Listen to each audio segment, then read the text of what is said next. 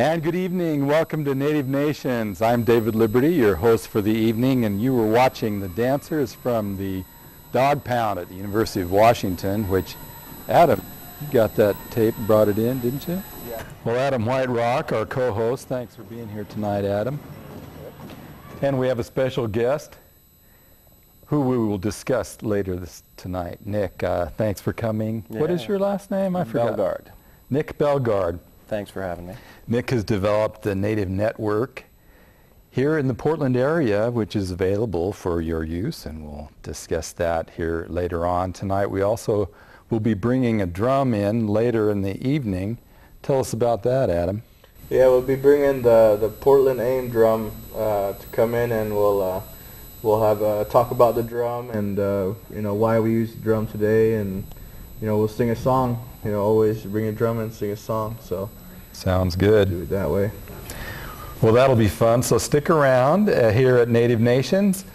So we'll get right to our discussion about the new website, which has been serving the Native community here in Portland for a couple months now. Nick, how long has it been up and running? Well, we launched October 12th, so it's been a little over a month now. Just over a month. Yeah, and actually within our first week of launch, I posted a bunch of updates on Facebook, MySpace, Twitter, utilized some of the other social networking platforms to get the message out, and almost immediately we started getting people from Australia, New Zealand. Wow. And me being kind of a small town boy from Oregon, I don't know, kind of opened my eyes to natives all over the world, and just creating opportunity in the media for everybody. So it's really a worldwide platform, starting small right now, of course, but great. Trying to get the word out. So.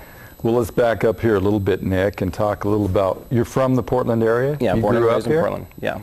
And are you affiliated with the tribe here locally? Or? I am a member of the Confederated Tribes of Siletz, although I wasn't raised on the reservation. I have a lot of family, of course, on the reservation, but grew up primarily here in Portland. So. Okay.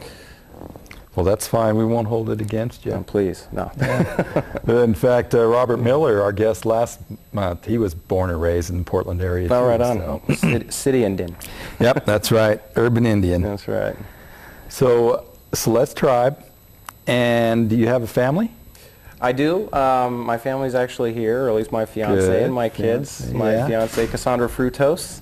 Yeah. Is somewhere around here. I think they went out of the mic range because the little one was making noise. Yeah, they're pretty excited. He's got a lot of energy, so. Yeah, well, congratulations on your new family. Thank you. The 3-month-old was cute. Yeah, he's my pride and joy. I'll bet. Keeps me busy, that's for sure. Good, so. Good. Well, let's get back to the Native Network. Now, I knew that there was a need for this type of tool. Or somehow the urban community had to get hooked up together on the internet somehow. Yeah. It seems like this will be a great way to do it, for people to submit videos and photos and discussion groups, and tell us about what all opportunities are for people on the Native Network. Sure. Well, I actually worked for a big worldwide internet company for a couple of years, and while I was there, I just had a lot of experience with several properties within this internet company, and I actually submitted a proposal to have this internet company develop a Native American site. Unfortunately, there wasn't a lot of money in it, so I wanted to kind of get back to something more grassroots and utilize my skills and experience for the community. So. When I first got started developing the Native Network website, I was actually using an older platform, an older technology, and by that time, Facebook and MySpace, Twitter, and all these other sites had grown so big that not a lot of people were really using it. So I went back to the drawing board and decided that we wanted to utilize social networking, or a social networking platform for our website, and so this is what we have, is the Native Network website, and of course it's in its beginning stages right now, so we're really baby stepping at this point. But it's basically an entertainment and media company, and our mission is unity, diversity, and education through entertainment. And as a media company, our goal and our mission really is to provide opportunities within the media for, of course, the Native community and Native youth. Yeah. So we have music and video, forums, blogs, any of the standard features you might see on Facebook or MySpace. It's very similar, but for us. So. Well, how did you get trained?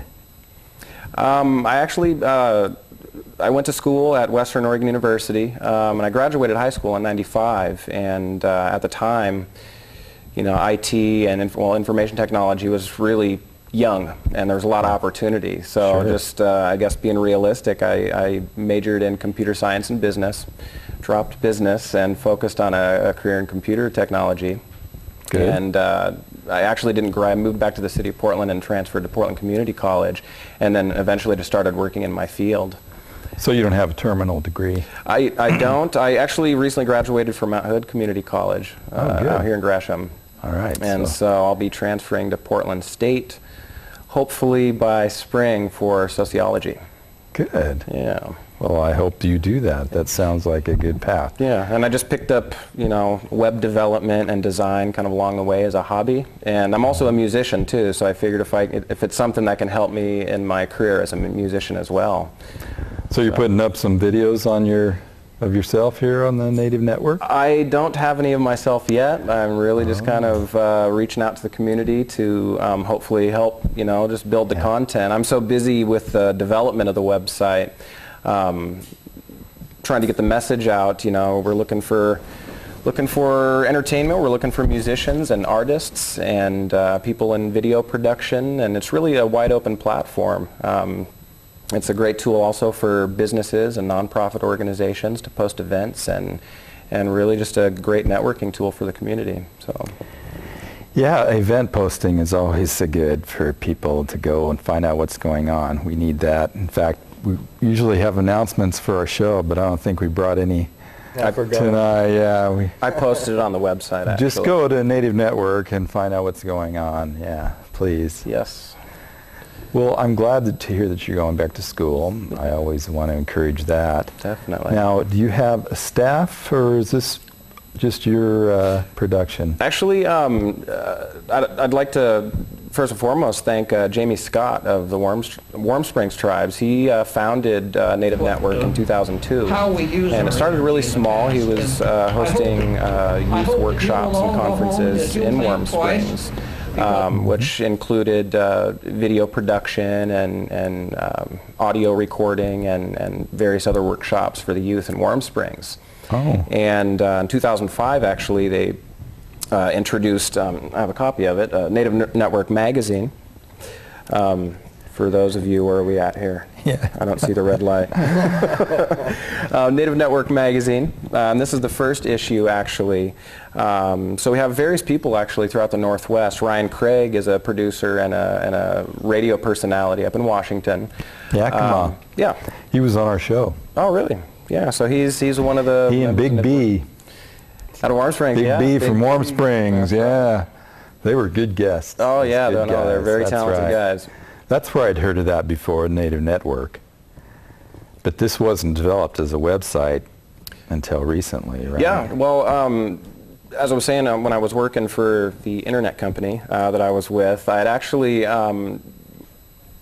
created a site called Natives Check-In, which is similar to Native Network, or my intention was to make it similar to Native Network, but in my research, I'd actually found that there was several other efforts being made, and I figured rather than, you know, create something myself, you know, make it a community effort. And so Jamie Scott actually came to me with the idea of developing the website. Good. And this is about 2 or 3 years ago now. And the Native Network 1.0 version that we had was brief, and we didn't get a lot of visitors or supporters on the site, again, because it was an older technology.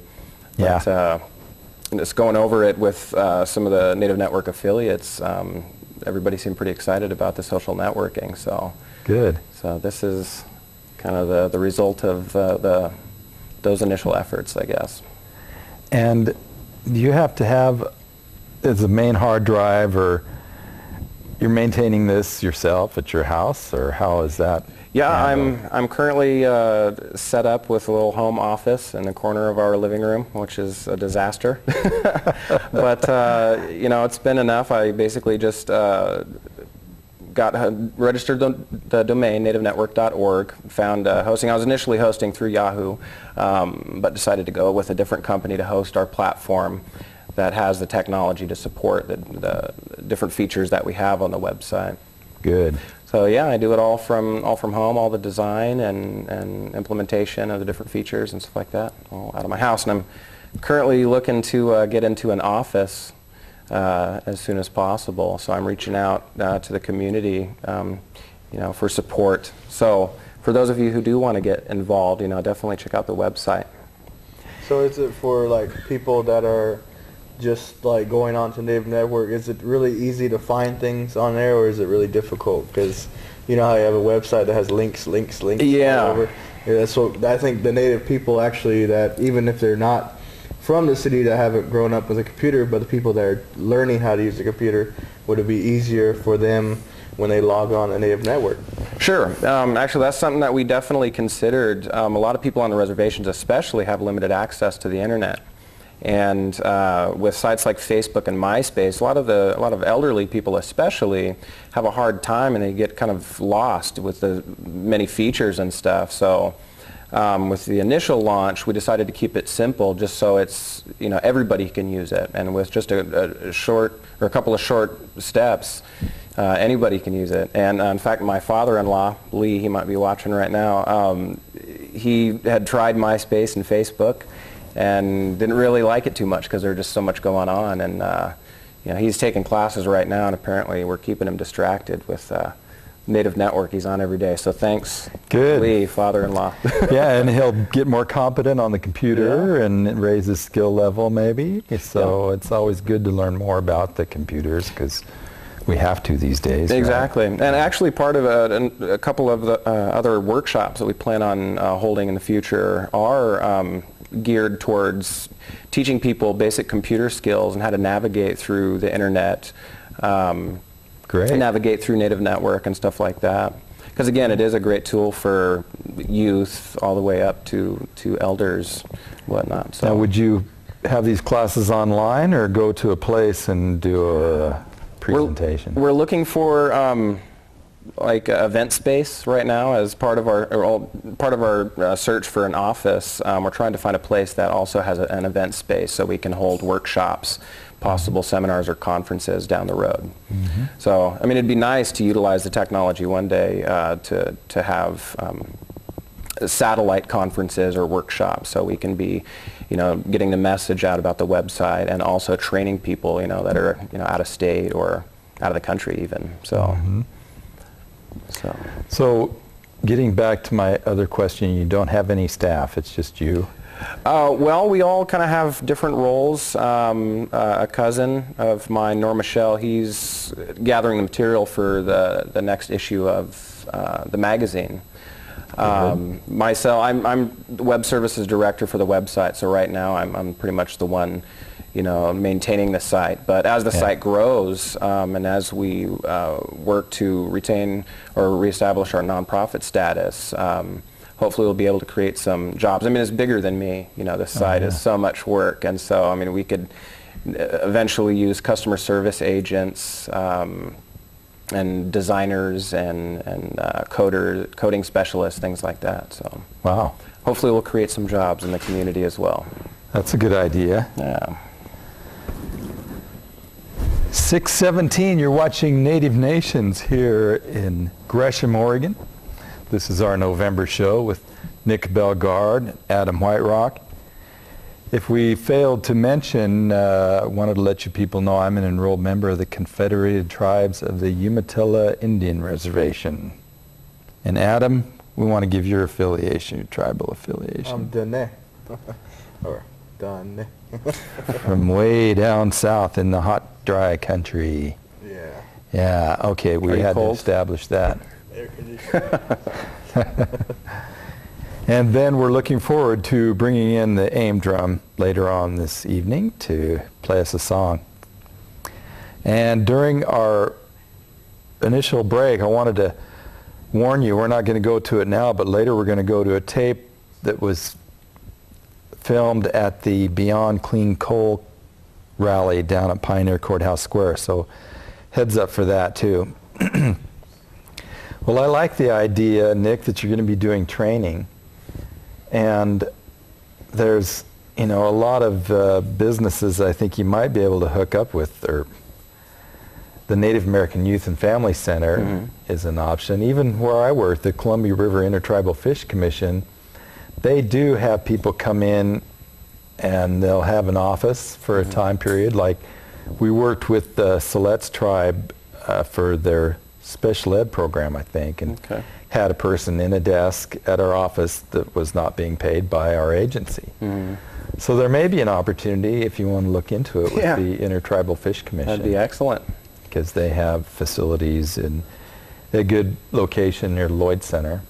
Okay. So you might want to look into that. Yeah, my brother-in-law actually was there over the summer in one of the youth programs. In fact, on that note, I have created several groups for a lot of the nonprofit organizations and businesses. So we do have a group for NAYA, NICWA, and various other organizations. I saw that, and I noticed that CritFic was missing. Yeah, I know. I'll have to get on that one. Yeah, you can get them linked up with our public information office upstairs. They would be glad to provide information, the logo, and links and stuff. Excellent. So, yeah, that was another part of that I really liked about the website was all the links to all the tribes and agencies that were related to, that had tribal interests. Yeah. So there was really, hit the button over there. We lost it. Uh-oh. There you go. In fact, here I'll go to the groups section. So if we can get a close-up of it, you can see the various groups that we have on this site. And currently, and of course this is all very fresh and new, and we'll have several different categories of groups, but we have categories for colleges and universities, nonprofit organizations, businesses, tribes, cities, and musicians as well. And that's just the beginning, so we'll definitely have more as the site grows and as people get on. And also when you register for the site, everybody that registers for an account or a profile on Native Network can create their own groups as well.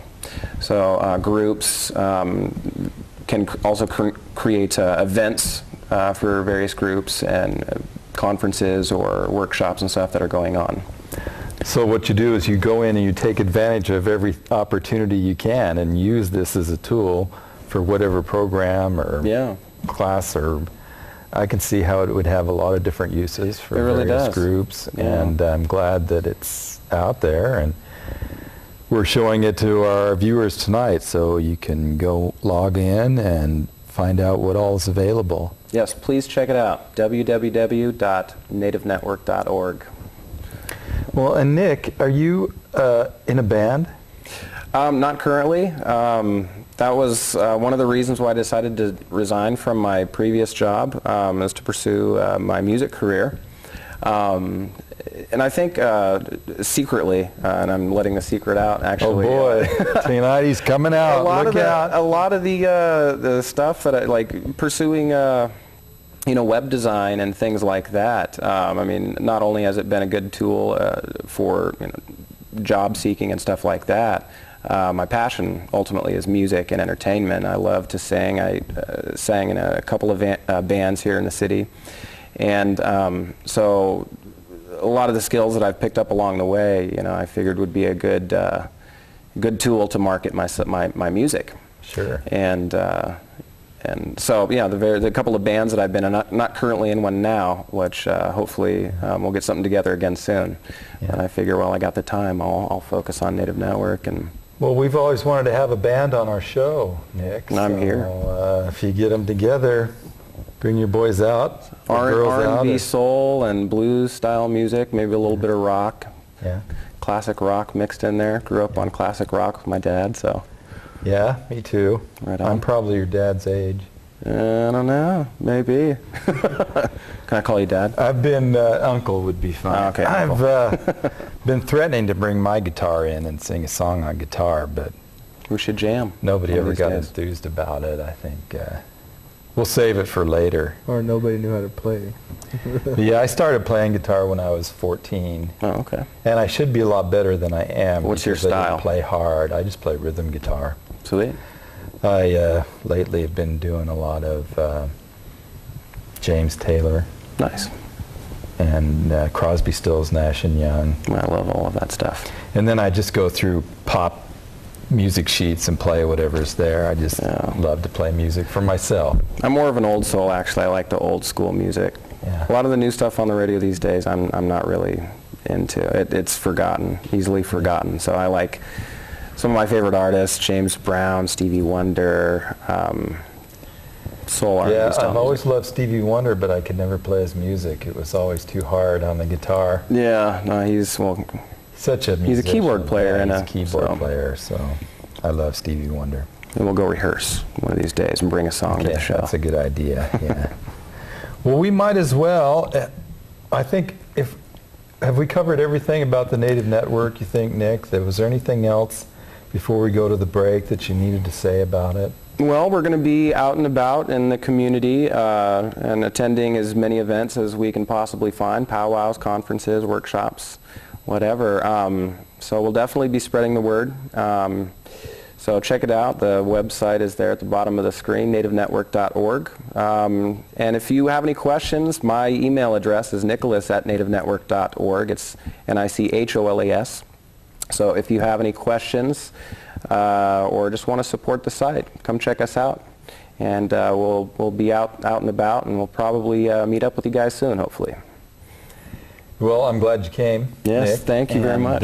Maybe Native Nations will get downloaded onto that site so people can see old tapes. Send us your videos, your music, anything that you guys have. We're really searching for content right now. So we got a couple of Powwow Comedy Jam, Gilbert Brown in the city here pushing the comedy. So I love comedy, and I think it's great for our spirits, and that's one thing that we're looking to implement into the site: comedy, music, entertainment. So good deal. Yeah.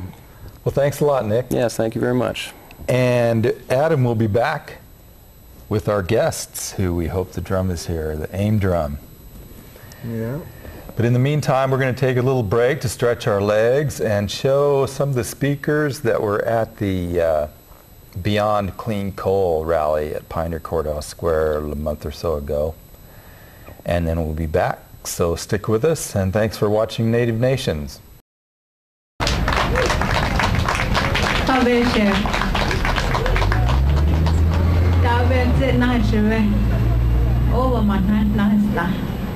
My name is Barbara Braided Hair.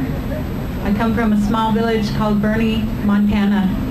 I was fortunate to be raised there with my grandmother, who raised me since infancy. She told me the stories about the homestead that we originally homesteaded there in the Otter Creek Tracks, which is right now being threatened for development of coal development. And based on a lie, we were moved from our home. And we now live on what we call the reservation. And when we originally homesteaded in the Otter Creek area, that's where we grew to love the land, and that was our home until we were forcibly moved. So I have 3 children of my own, and they will have children. And they have every right to that land. We want our land back. We want to be able to raise our families there just as well as you raise your families where you are. And the old stories, fortunately, I learned the Cheyenne language, customs and traditions, and through those stories, the oral histories, she told me the plight, the trauma of having to be moved from our homeland and being moved forcibly and being lied to and told you'll come back to your home. This is just temporary. But back then, nobody really understood English and didn't understand the terms that they were moving. To this day, we have never been able to move back to those Otter Creek tracks where our family is buried, where ceremonies were held, where our family was raised. So right now it's being threatened. And again, what Al Jay said is, each time you turn on your light, realize that goes back to the heartland of our people, where our families grew up, where our history is, where our ceremonies continue to be. So each time you turn on that light, remember that there's a possibility that gaping hole, those pictures that are here, that shows you just a snapshot of what it is to be living next to that full development. And ask for your leaders to look at better ways of energy, and so that we can preserve our homeland and continue to raise our families there. I come here today from Montana, away from my people, away from my family, to plead with you to get the word out, to say no more coal, no more development, and that there are other ways, better ways of continuing the energy that we're so used to. So from my heart, I would like to say thank you for coming today. I'd like to thank the Sierra Club for organizing this, and thank you for coming and being part of this.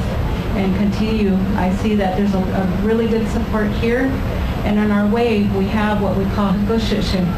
Means it's a spirit. It's a spirit from the women that we sound out to our warriors. And you are our warriors. You're the ones that are going to help change this for us and to continue for us to live in harmony that we want to continue to. So I'd like to do that for you, so that way it gives you the energy and gives you the spirit to continue doing what you are doing here today. Aho.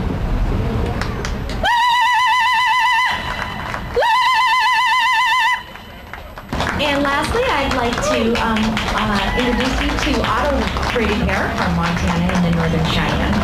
I'm proud and honored to be here. Speak up for my people, the traditional Cheyenne. There's a number of messages that could be told and have been told about the environment and what's going on with it. The Cheyenne have a strong, deep connection, relationship to the environment, ceremonial, spiritual.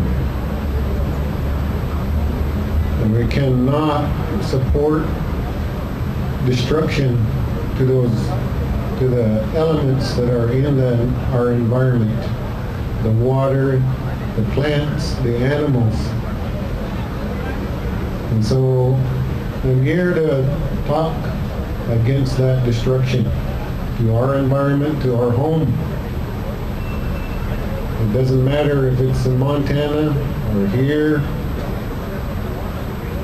anywhere in the U.S., anywhere in the world. We cannot continue the destruction. This is where 2010, as people, as Americans, we've accomplished so much, we've built so much, we've done so much. We need to put our minds and our hearts together to find something better for our homes. And it's not just as human beings. The plants live here too. The animals, the insects. We have to find ways, we have to put our minds and hearts together, our prayers together, and tell the congressman who's ever in charge to think about the generations ahead.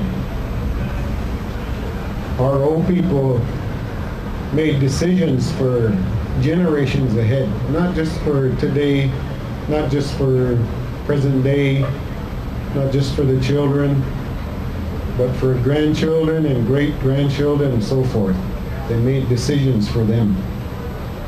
We need to tell whoever's in charge to think about the generations ahead so that they can enjoy these lands in this area, so that they can live and grow in a nice, decent environment.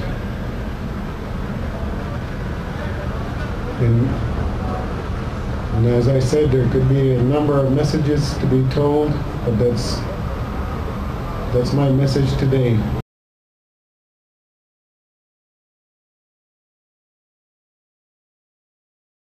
as you can see, Dave got pushed out, and but today on today's show, well, the half of the show, I got my drum keeper here of the AIM Portland chapter, Matt Thean. Thank you for coming. And then I wanted Matt to come on the show to talk a little bit about the drum.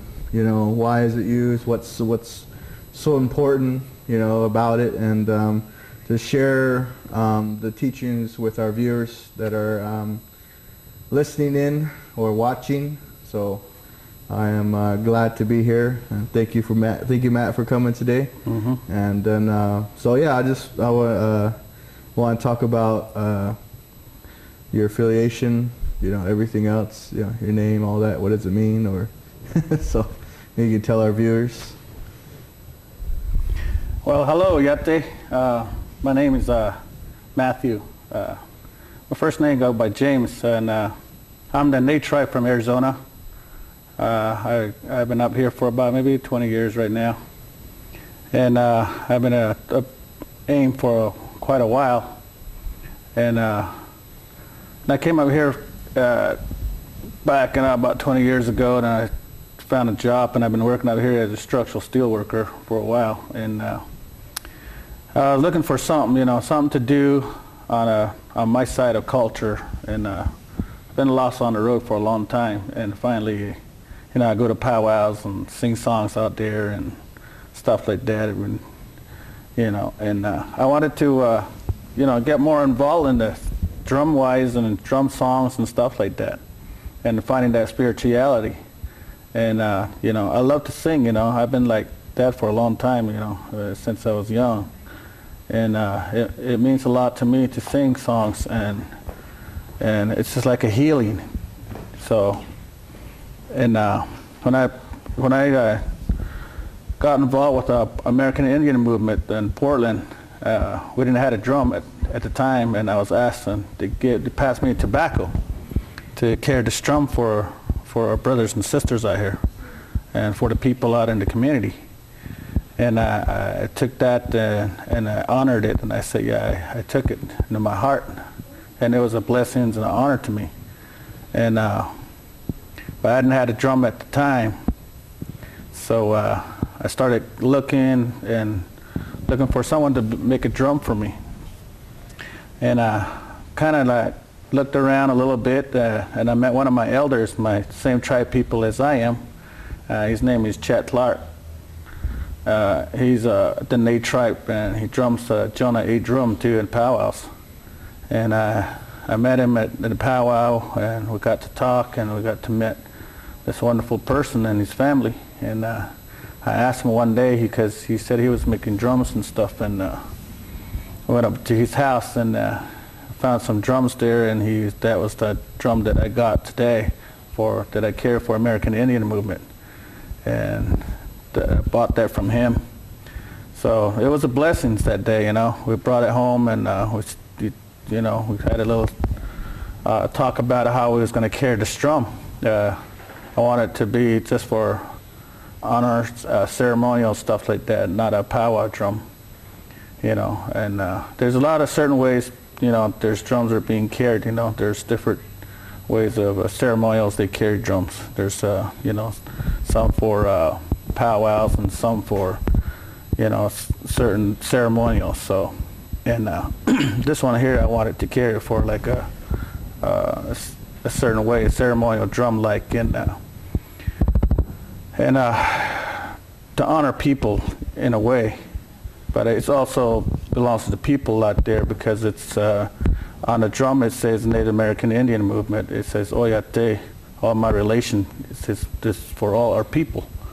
So, you know, every time we take this drum to the powwow, you know, I have people come over, and, you know, from different tribes, and the young kids, and, you know, they come out and sit down at the drum and sing. And that's an honor, it's a blessing, you know, that's what this drum represents. And I had a brother in that chapter, he did the artwork on it too, put that AIM chapter on there for us, and which is a blessing for us. And so it was given, I bought it from my elder, and I carried it today for our people. American Indian movement. Yeah, and we always wanted to, make sure that there's people that are sober and clean always on the drum, even if they're not a part of the American Indian movement. But we always make sure that they're clean and sober when they come to the drum in a good way. We always have them, get some tobacco and offer some tobacco on the drum, and that's the good thing about it, is what I don't see mostly at powwows or anything. You go to a powwow or something, and you don't see them offering that tobacco to that drum, or maybe I haven't seen it, but for me, I don't see them offering that tobacco to the drum or saying thank you. And a lot of drum groups I do. I'm not saying all drum groups do it, but since my time of being at powwows, they just sit there and bang on it, and then cover it up, and then next powwow, so what is so sacred about the drum? Here I just want to ask you that. Maybe our viewers don't know, I know, but would you tell our viewers, what's so sacred about the drum? I believe that, it's been given to our people by Creator in a certain way, that they found this drum, and I talked to some of the elders about the drum, what it means and what it represents, and how it's carried, and the way how it came about to become a drum. And one of the elders told me, and he said that it just come to life in years as went by. There was no hide on it from the beginning. It was just a log. People had songs, but they wanted something to make noise with into it, so they bang on logs with hollow logs, and they make sounds out of it. And years and years later, as it grows, it became a hide on it. And this is what one of the elders was telling me about. It progressed as years and centuries maybe, and our people have picked it up and carried that. It's used in a lot of ways, even today in technology. For radars and stuff like that. It's the same kind of deal scenario setup, and it catches noises, but it has a cover as the same kind, like almost it has the same cover on the drum, to catch sounds and stuff like that. Yeah, and you usually notice how other cultures, they have similar, drums like that, and they actually use it in ceremonies. It's kind of it's kind of cool to see that, as our people are not the only ones been using hide or drums, have been using it in that way. There's been other cultures over the world that use it, and that's really cool, because they a lot of them believe that's the drum, that's the heartbeat of the people, and that's really good. That's what we need to have, is more cultural based people come in and say, hey, this is a drum, I take care of this drum, just like if it was alive, because technically when you drum on that drum, it comes alive. That heartbeat of the animal that you drum and you sing that song, it brings that life back into that drum. So that's very sacred to anybody. Yes. So but yeah, just we're gonna sing a song at the end of the show. It's not the end of the show yet, so we're gonna jam out the AIM song. I know that was my first song that I learned and that stuck with me, because there's a lot of songs that I listen to, power music or whatnot, but the only song that stuck and really that I can understand and I can really sing it, that was special to me. Learning your first song, and I don't know how many people remember their first song, but there's just something about it that's special, and that's what we're trying to have more and more youth to come in and drum with us, and at powwows too, it'll be 2 of us, 3 of us there, and they'll say, oh, the AIM drum's next to sing, and then we have like 10, 20 people come and drum with us. That's special there, so it makes you think, you sit there and oh, there's only 3 of us, 4 of us here, but we can still jam out a song. It's like you said, it's about here, and that's what you're supposed to be doing. So but yeah, I just wanted to mention that. And then he has his little hand drum here. He got that painted as well. Get a shot of that, but is anything else about the drum you would like to talk about? Yeah, you know, the drum is very important to us Native American, you know, people, because, you know, like you said, it's a heartbeat for our people, and it brings people together, like powwows and ceremonials and stuff like that. That's the main thing that we carry. That's how we learn about to carry about to have that respect. We bring that tobacco to this drum, and say prayers to communicate with our Creator, and how we sent messages up there, and the appreciations and stuff, and the trees that sacrifice itself for the drum, and the animal hide there that sacrifice itself, and all that carries a lot of prayers, you know. And us Native American people, we have a lot of respect for our cultures out there, like the animals and, you know, the life out there on earth. It means it's a lot to us. For us, it comes from the heart. You know, songs come so we can sing. And when we have a drum, you mean it brings people together, and it's used as communication too. You know, you make sound, you can hear it a long ways. And you know, songs are always going to be in our hearts. But when we're singing, we want to drum on it too, and have that noise that goes with it. You know, the beating, the heartbeat, yeah. And so that, you know, our people dance to this drum beat, and then to make it more, you know, the more powerful it is. You know, after you've done like practicing for a while, the drums and the songs, you know, it lifts your spirit, you know. It makes you feel good after you're done, especially when you have like a new song come to you and you sing this nice, beautiful song from a Creator, and you're blessed with it, and you put it on, give it to Creator and sing it on a drum. It's a blessing, you know. It's a healing. So it's that's how we carry this very respectfully. You know, carry this drum, and that's why we carry tobacco or sage or smudge it down, and every time we carry it out there. And that means, I mean, as me carrying that drum today, yeah, it means a lot to me. I mean, it's highly honored. You know, it's just like carrying that chanupa. I respect that the same way. You know, I don't want anything to happen to it. You know, I have to smudge it every time I take it out and go out to powwows, or if I use it or practice out there sometimes, I smudge it down and bring it back and pray on it, because a lot of people at that time when we go to powwows, they come together, they touch the drum, and they pray on it, you know, and that to Creator, to blessings. That's why it's always so powerful, you know. Yeah, I would like to mention to our viewers that we're having a event Saturday at the Portland State University Native American Center. It's this Saturday from 11 to 5, I believe. Mm-hmm. And we're going to be out there jamming.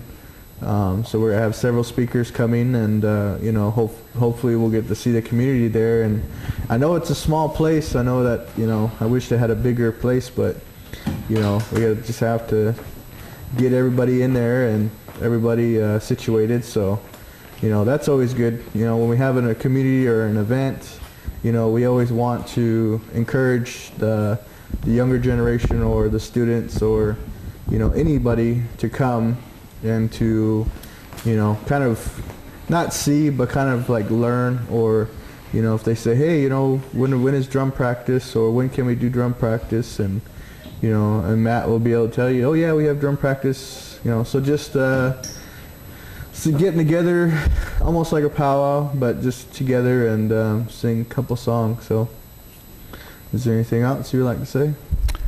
Yeah, I'd like to say to have the you know, the young ones out there, the youth, you know, if you guys see us out there at the powwows, you're welcome to sit at the drum and introduce yourself to the drum and to Creator, and sing some songs. We have practice some setting up for school and stuff like that in school out there at Park Rose. We're going to be like Tuesday nights, 6 o'clock, so you're all welcome to come over and drum and learn some songs. We sing like all different kind of songs, so, and we'll have a little bit of fun and stuff like that. And thank you. All right. Well, I think we're gonna right now, since we're, you know, we got quite a bit of time, you know, we can either sing a song to the end of the show, or we can talk more. What do you think we should do? Should we bust out a song, or? I think we can sing some songs. That'll be great. Yeah. So for just hold on, minute viewers. We're gonna move on over to this side of the stage.